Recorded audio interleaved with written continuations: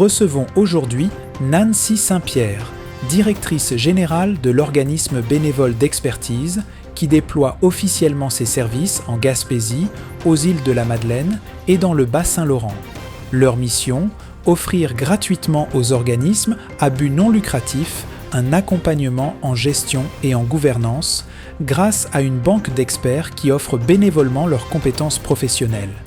Qu'il s'agisse de planification stratégique, de ressources humaines ou de stratégie de financement, Bénévoles d'expertise jumelle un expert avec un organisme pour un mandat sur mesure. Elle nous explique comment fonctionne ce service, tant pour les OBNL qui souhaitent recevoir de l'aide que pour les professionnels de la région qui voudraient offrir de leur temps. Alors, Bénévoles d'expertise, c'est un organisme communautaire autonome qui offre des services en gestion et en gouvernance pour les gestionnaires d'organismes, alors que ce soit les directions générales, les coordinations ou le conseil d'administration, et tout ça par le bénévolat de compétences. Alors, ce qu'on fait, nous, c'est qu'on encadre et on forme des bénévoles experts pour qu'ils puissent être en mesure d'accompagner les gestionnaires d'OBNL. D'accord. Alors, et pourquoi avoir choisi d'implanter ce service spécifiquement dans la région qui nous concerne, qui est Gaspésie, île de la Madeleine? Bien, d'abord, Bénévoles d'expertise, on existe depuis 2012. C'est certain que nos services augmentent d'année en année, c'est-à-dire que les organismes en demandent. Et en 2020, on est passé dans un mode virtuel, puis on a réalisé que ça fonctionnait. Et nos procédures, nos processus ont tous été modifiés. Et c'est en 2023 qu'on on a été approché par la région de l'Estrie, dans un premier temps, pour évaluer la possibilité d'implanter ça en dehors de la capitale nationale et de la Chaudière-Appalaches. Et ça a super bien fonctionné. Alors, il y avait un besoin auprès des organismes. Puis nous, on est arrivé en complémentarité de services avec déjà les services qui étaient sur le territoire pour être en mesure d'offrir un beau sac à outils pour les organismes.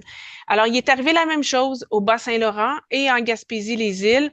C'est la Fondation communautaire Gaspésie-les-Îles Bas-Saint-Laurent qui a communiqué avec nous en disant, moi, je reçois beaucoup d'appels. Y a-t-il quelque chose qu'on peut faire ensemble? Et c'est en 2024 qu'on a d'abord consulté ceux qui offrent des services aux organismes et ensuite les organisations, à savoir, le prendraient-ils, ce type de service-là? Et la réponse a été facile. Hein? Plus de 90% des organismes consultés ont mentionné le fait que le bénévolat de compétences pourrait être un service complémentaire et vraiment efficace pour leur service. Alors, c'est pour ça qu'on vient tout juste d'arriver avec notre bagage de connaissances du bénévolat de compétences, puis c'est de travailler avec les gens du milieu pour offrir ce type de service-là. Mais avec votre expérience, justement, est-ce que ce serait quoi les défis particuliers qu'ont à faire face les OBNL, justement, avec le sujet dont vous traitez, qui est le bénévolat? Ben alors, comme par exemple, chez nous, à Bénévoles d'expertise, on a 9 champs de compétences. Alors, ça passe des ressources humaines, finances, marketing, communication, planification stratégique, affaires légales, développement des affaires.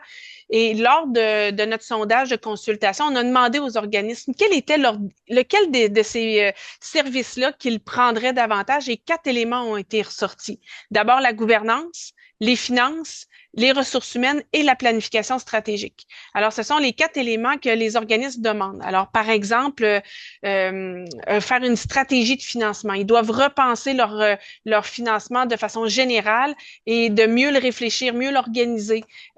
Puis, ils ont besoin d'une ressource externe pour les accompagner dans cette réflexion-là. Alors, c'est le genre de service qu'on pourrait leur offrir. Je comprenais que dans le communiqué, c'était un service qui était décrit comme gratuit. Oui. C'est quoi la démarche? Parce qu'il y a des collaborations autour de ça et quelle est la démarche pour un organisme qui souhaiterait justement bénéficier de vos services? Oui, effectivement, le service, il est gratuit. Il est gratuit parce qu'il y a une volonté vraiment du conseil d'administration de bénévoles d'expertise de le maintenir de cette façon-là pour éviter les freins à une organisation de faire appel à nous. Souvent, le volet de la gestion, de la gouvernance, c'est des choses on aurait envie de tasser du revers de la main. On est fait pour aider le monde, on n'est pas fait pour compter. Mais au final, c'est nécessaire, il faut le faire. On est dans l'obligation de faire tous ces volets administratifs-là. Alors, ça évite les freins. Ça, c'est la raison pour laquelle on veut maintenir ce service gratuit.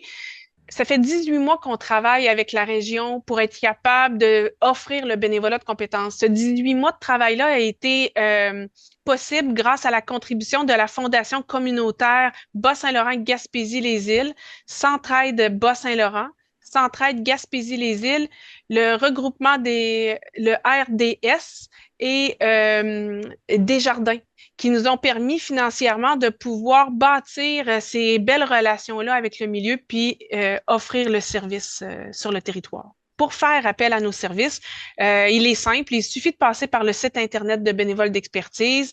Dans l'onglet Organismes, toutes les informations sont inscrites.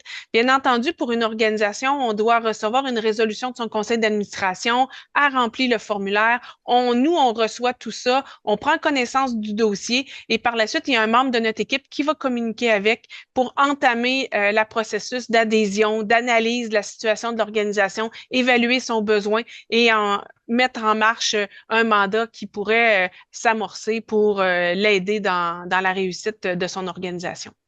Ce que je comprends, c'est que chaque mandat serait comme personnalisé face à chaque OBNL. Comment vous décririez justement un mandat type? Comment se passe la démarche? Comment vous Oui. accompagnez? Alors, effectivement, les mandats, c'est des mandats qui sont très personnalisés. C'est-à-dire qu'une organisation, il y a plusieurs organisations qui peuvent nous demander la même chose, un volet finance, mais j'ai plein de bénévoles en volet finance qui peut les accompagner. Mais nous, on va au-delà de ça. On veut connaître c'est qui le gestionnaire de cet organisme-là, avec qui le bénévole va travailler. Est-ce que c'est quelqu'un qui aime ça réfléchir, qui va être plus lent? On va lui donner le bénévole qui va aller avec ça. Est-ce que c'est un organisme qui veut que ça soit fait en 3 mois, tout soit réglé, pif paf? Ben à ce moment-là, c'est certain que ça va être nécessaire d'avoir un bénévole expert qui va avoir tendance à avancer plus rapidement, qui va être prêt à aller à la même vitesse de l'organisme. Alors, ce qu'on appelle un mandat qui est très personnalisé, et il y a des mandats qui vont durer 3 mois, 18 heures, puis il y a des mandats qui vont durer 22 heures, puis ça va être sur 6 mois. Fait que tout ça, ça dépend toujours de l'organisme. Alors, une fois que le besoin est analysé dans l'organisme et que les éléments gagnants sont réunis, par exemple, pour faire une planification stratégique, la coordination de bénévoles d'expertise vient faire une recherche dans notre base de données d'un bénévole potentiel. On en identifie un, on l'appelle, on lui pose la question, est-ce que tu serais disponible? Ça te tente-tu? Une organisation qui est à tel endroit, qui font telle chose comme mission? Oui, ça m'intéresse. Parfait. On communique avec l'organisme et on lui dit, on a trouvé un bénévole pour toi. Alors, on les met en relation. Ils ont une première rencontre de travail ensemble où ils viennent identifier les objectifs qu'ils veulent atteindre, puis aussi une date de livrable. On veut pas que ça s'épivarde dans le temps. On veut avoir le sentiment de réalisation. Alors, ils fixent ensemble ces objectifs, cette date de livrable, et tout au long du mandat où ils travaillent ensemble, le membre de l'équipe de la coordination va les suivre. Est-ce que ça va bien? Avez-vous besoin de quelque chose? Est-ce que je peux vous aider pour quoi que ce soit? Alors, pour leur permettre de les garder bien alignés sur leur mandat, s'assurer que chacun participe à la bonne dose dans le mandat pour arriver à la réussite du mandat. Alors, au-delà de l'organisme et du bénévole, on appelle ça chez nous une triade parce qu'il y a un membre de l'équipe de coordination qui est comme en retrait, mais qui regarde à savoir si tout se passe bien pour s'assurer que chacun des partis avance dans ce mandat-là. Puis à la fin de chacun de nos mandats, il y a une évaluation qui est faite. L'organisme va venir évaluer le travail du bénévole puis évaluer son propre travail. On a-tu atteint les objectifs? Avais-tu le bon bénévole? Ça a-tu bien été? Puis on demande la même chose au bénévole. Évaluer le travail de collaboration qu'il a eu, qu'il a lui-même, mais aussi de l'organisme. Puis l'objectif de ça, c'est nous, de notre côté, à la vie associative, on s'assure de renvoyer un courriel à chacun en disant voici ce que l'organisme pense de toi ou voici ce que le bénévole a vécu avec ton organisation. Bravo tout le monde, vous avez fait un beau mandat. Fait qu'on reste dans la mobilisation, dans le sentiment d'impact qu'on a réalisé quelque chose. Oui, parce que je vois le côté où l'OBNL fait appel à vos services, mais je me demandais par une personne qui est intéressée à offrir ses compétences pour être justement bénévole, est-ce elle passerait par vous autres ou elle peut prendre contact avec l'OBNL et c'est comment ça se passe justement cet autre volet-là où le bénévole serait intéressé?